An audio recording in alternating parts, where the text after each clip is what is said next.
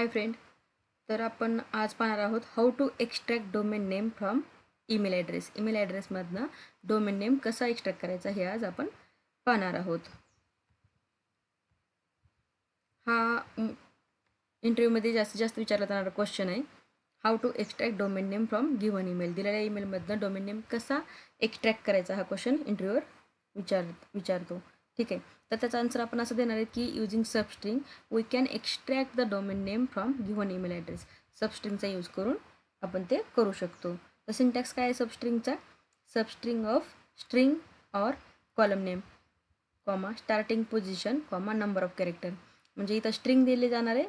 इथं starting position म्हणजे number असणार आहे की कुठून आपल्याला सबस्ट्रिंग किंवा स्ट्रिंग काढायची आहे बाजूला, आणि इथं नंबर ऑफ कॅरेक्टर कुठून कुठपर्यंत हा शेवट. ठीक आहे. तर आपण एक्झाम्पल पाहूया. सबस्ट्रिंग हा abc@gmail.com हे काय घेतलं आहे, एक आपण ईमेल आय डी घेतलं आहे एक्झाम्पल म्हणून, स्ट्रिंग म्हणून घेतलं आहे. तर आपल्याला कुठून पाहिजे? जीमेलपासून पाहिजे. मला हे जीपासून पाहिजे .com पर्यंत. तर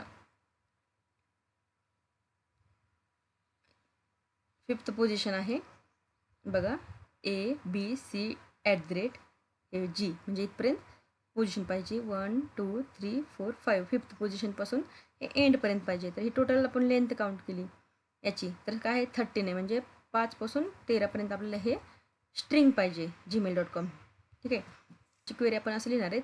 select substring of abc@gmail.com starting position 5, 13 total length of the string आहे फ्रॉम डुअल. डुअल हा काय आहे?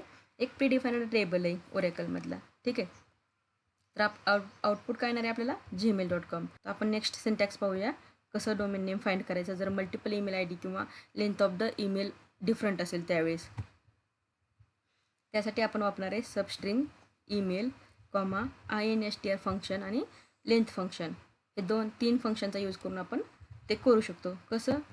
INSTR आपण कशासाठी वापरतो? सबस्ट्रिंग पाहिलं की एक स्ट्रिंग ऑफ द सबस्ट्रिंग, स्ट्रिंगमधलं एक छोटासा पोर्शन किंवा एक कॅरेक्टर काहीतरी पाहिजे असेल तर त्यावेळेस आपण काय करतो? सबस्ट्रिंग वापरतो.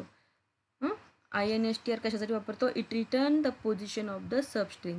म्हणजे सबस्ट्रिंगची जी आपल्याला स्टार्टिंग पोझिशन आहे किंवा एक स्ट्रिंग घेतो आपण, त्याची पोझिशन पाहिजे असेल आपल्याला, नंबर ऑफ किती नंबरला कोणत्या पोझिशनला एक कॅरेक्टर आहे, तर त्यावेळेस आपण काय करणार आहे? INSTR यूज करणार आहे. ठीक आहे. आणि लेंथ हे तर सर्वांनाच माहिती आहे. लेंथ ऑफ द स्ट्रिंग म्हणजे स्ट्रिंगची लेंथ काउंट करतो. एक्झाम्पल पाहूया अगोदर. Substring email comma INSTR email comma @ हे @ ठीक आहे. इथनं +1. आता हे +1 का घेतलं आहे? ची पोझिशन नको आहे आपल्याला, कारण ची पोझिशन दिली तर पासून आपल्याला स्ट्रिंग पुढे भेटेल. पण आपल्याला विदाऊट डोमेन नेम पाहिजे. तर आपण +1 केलं म्हणजे हे सोडून पुढे जे असेल ते डायरेक्ट डोमेन नेमच असणार आहे. +1 इथून काउंट करा लेंथ ऑफ द ईमेल, म्हणजे पूर्ण लेंथ जी काही ईमेलची असेल तिथंपर्यंत घ्यायचं आहे आपल्याला. क्वेरी पाहूया. Select substring email comma INSTR email comma @+1 length of the email from employee table. आता आपण पाहिलं की ड्युअल टेबलमधलं जो की प्रीडिफाईन्ड टेबल होता, हे काय आपण आपला युजर डिफाईन्ड टेबल आहे एम्प्लॉई, त्याच्यामधनं ईमेलचे डोमेन नेम काढणार आहेत. तर आउटपुट आपल्याला कसं हवं आहे? gmail.com, yahoo.com, hotmail.com प्रकारचे डोमेन नेम आपल्याला त्यात मिळायला हवेत. आपण प्रॅक्टिकली पाहूया. त्याच्यासाठी आपल्याकडे एक टेबल क्रिएट केलेला आहे एम्प्लॉई 1 नावाचा. तो एक्झिक्यूट करूया अगोदर. ठीक आहे. तर हा आपला टेबल आहे. याच्यामध्ये बघा ईमेल हा कॉलम फक्त आपल्याला ईमेल पाहिजेत. david@gmail.com, steve@yahoo.com, john@hotmail.com, fanry@rediffmail.com, henry@gmail.com. तर यातले फक्त आपल्याला जे हे डोमेन नेम आहेत Gmail, Yahoo, Hotmail, Rediffmail, Gmail हे हवेत. तर इथं सगळ्यांचं बघा, हे डेव्हिड 1 2 3 4 5 याचे 5 कॅरेक्टर आहेत. याचे 7 असतील, याचे काही 4 आहेत, याचे काही 7 असतील, याचे काही 3 4 5 असतील. असे वेगवेगळे प्रत्येकाचं लेंथ जी आहे ईमेल आय डीची डिफरंट आहे. त्याच्यामुळे आपण दुसरा सिंटॅक्स यूज केला आहे. ठीक आहे. आपण प्रथम विदाऊट INSTR आणि लेंथ फंक्शन पाहूया ड्युअल टेबलमध्ये, की एखादा जर ईमेल आय डी पर्टिक्युलर दिला असेल तर त्याची लेंथ, त्याचा डोमेन नेम कसा फाइंड करायचा. ओके. सिलेक्ट SUBSTR फंक्शन याच्यामध्ये स्ट्रिंग आपल्याला घ्यायचे ABC घेऊ gmail.com कॉमा.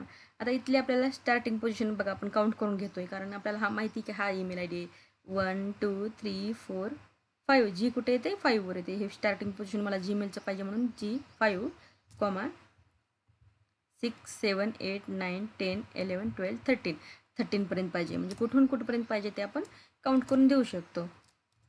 फ्रॉम ड्युएल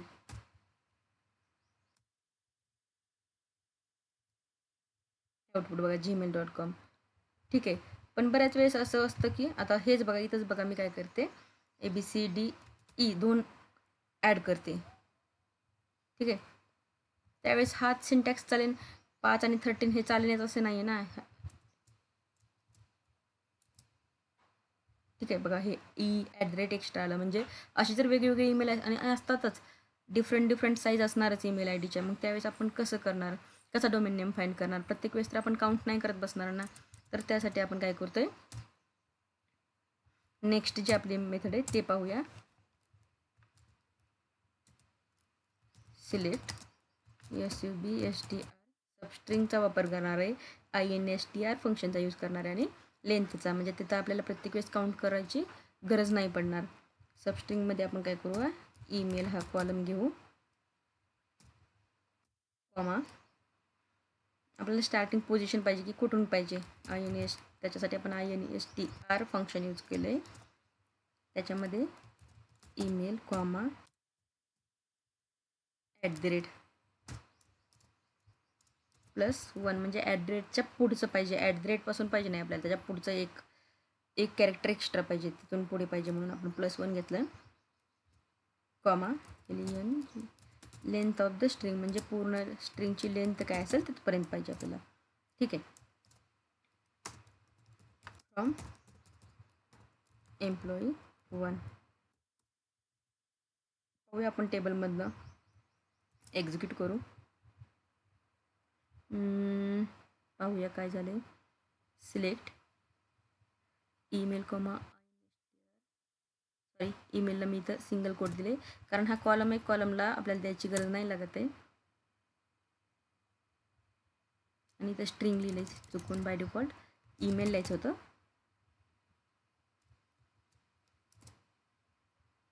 ठीक आहे आलं gmail.com yahoo.com hotmail.com redifmail.com gmail.com जे आपल्याला एक्सपेक्टेड आउटपुट आहे ते आलं आहे. पहा जर मी हे 1 काढलं तर काय होईल सहित दाखवलं आपल्याला ते. ठीक आहे @gmail.com पण आपल्याला नको आहे म्हणून आपण काय करतोय इथं फिक्स कॅरेक्टर नाही आहे ना एक एक कॅरेक्टर आहे ज्याच्या पुढचं आपल्याला पाहिजे म्हणून आपण काय केलं +1 केलं. सिंटॅक्स आपण ड्युअलमध्ये पण वापरू शकतो ड्युअल टेबल.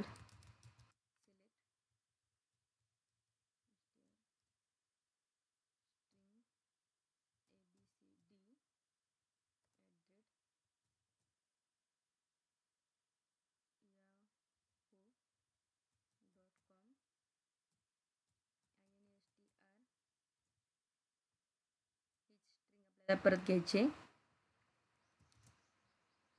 स्ट्रिंग कधी पण सिंगल कोटेशनमध्ये द्यायची कॉमा +1 द्यायला विसरायचं नाही आहे कॉमा लेंथ ऑफ स्ट्रिंग जी काय आपली स्ट्रिंग असेल त्याचे.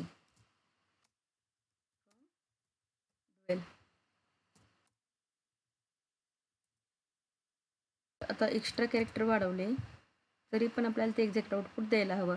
EF वाढवलं इकडं पण वाढवावं लागेल EF स्ट्रिंगमध्ये सगळीकडेच आपण वाढवलं EF. आता एक्झिक्यूट करू तरी पण yahoo.com म्हणजे इथं जर मी चेंज केले तर होत होतं का चेंज नाही कारण हे फिक्स लेंथ केली होती 5 आणि 13 मी फिक्सच ठेवलं होतं. फक्त इथं जर मेल आय डी चेंज झाले तर ते एक्झॅक्ट पोझिशन किंवा एक्झॅक्ट डोमेन नेम आपल्याला भेटणार नाही. पण इथं तसं नाही आहे. इथं काय होतं INSTR ना ते एक्झॅक्ट पोझिशन रीड करतं की पोझिशन कुठे आहे त्याच्या +1 घेतं आणि नंतर लेंथ ऑफ द स्ट्रिंग जी काही लेंथ असेल ते काउंट केली जाते. त्याच्यानुसार ते आपण इथे कुठलाही कितीही लेंथचा जर ईमेल आय डी टाकला तर एक्झॅक्ट आउटपुट आपल्याला मिळणार आहे. ठीक आहे. जर तुम्हाला हा व्हिडिओ आपला आवडला असेल तर प्लीज चॅनलला लाईक करा, शेअर करा आणि सबस्क्राईब पण करा. थँक्यू.